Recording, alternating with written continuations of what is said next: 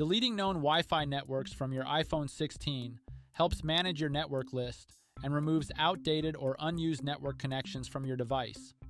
This can help resolve connectivity issues, like unstable or intermittent Wi-Fi access.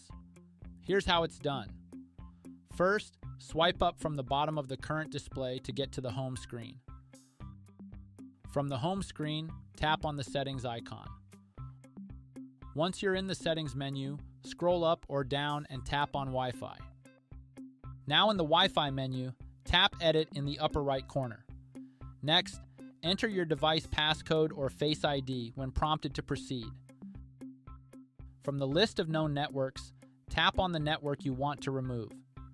In the succeeding menu, tap on Forget this network.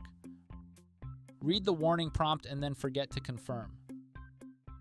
Alternatively, you can just tap on the minus sign before the network name and then tap on Delete.